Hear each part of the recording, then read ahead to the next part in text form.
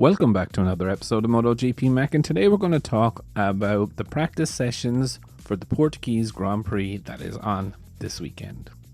Now, as you know, Friday practice is super important now because Friday determines who is going straight into qualifying 1 and who is going to straight into qualifying 2. And FP2 of the practice session today was filled full of drama. First, the timing screens and power went down, so the session had to be red flagged for about 25 minutes while they got everything restored. Once everything was restored, practice got back underway and everyone was going about their business, checking out what they needed to do. However, with about 12 minutes to go, Polo Spagro had an incident in turn 10 where he lost the back end of the bike, seemed to be thrown out the front door, and what it looked like was that himself and the bike went into barrier together. He was tended to by the medics for quite a bit of time at the side of the track before being taken to the medical centre. So I do want to wish the best of luck to Polo Spagro and hope he gets better soon. But once things got underway, Thriller Miller lived up to his name by setting an electric lap on the KTM. This lap that he set was nearly 2 seconds better than what he did in FP1. So it will definitely be interesting to see how he gets on in the races, etc. tomorrow. But he's put himself straight into Q2 and, at least given himself a fighting chance for the sprint races. His pace is about the top 10, so it will be interesting to see. Viñales and Espagro, it was interesting to hear that Aprilia are running an updated engine, but they're not using the full revs from that. They were not too far from the Ducatis.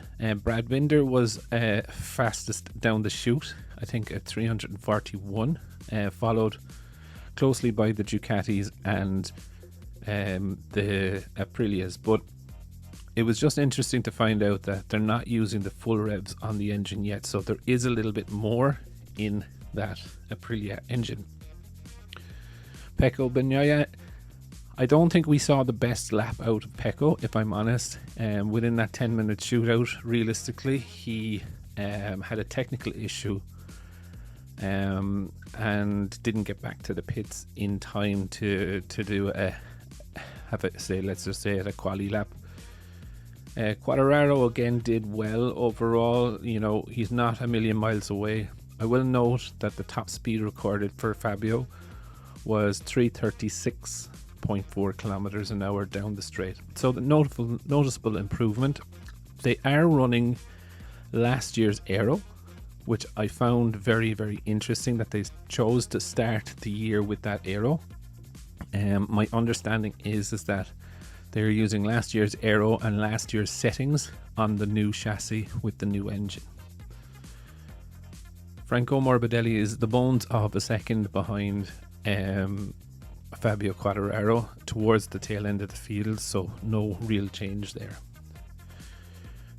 Mir and Rins had a good day as well, finishing top Hondas respectively. I thought, Mir looked fairly solid and so did Rins. Marquez did have a crash towards the end of FP2, but you could visibly see Marquez was struggling with the front end of the bike, especially in corner turn in. You could see there was a little bit of unbalance there when turning into the corner. So it was definitely an interesting thing to see from Marquez. Brad Binder, again, he was the fastest man down the chute, but he seemed not to be able to put a full lap together, finishing 1.2 seconds behind his teammate Jack Miller. Just gives you an idea of the banzai lap that Miller was on. All in all, it was a kind of a tough day for everyone, Polo Spagro especially, but everyone else, it did seem there was a lot of crashes in FP2 when they were turning the wick up. I believe we haven't seen the full raw pace from everyone yet. tomorrow's qualifying and the sprint race is going to be really, really interesting to know. I really think in qualifying, it is going to be a pure indication of where people really are. I think with the red flags, all the bikes on the circuit towards the end, I just don't think we saw everyone at full rage, but it'll definitely be interesting. But I would definitely love to know your thoughts. What did you think of today's FP1 and FP2? Definitely leave your thoughts in the comments below, and I'll be back again tomorrow with another video.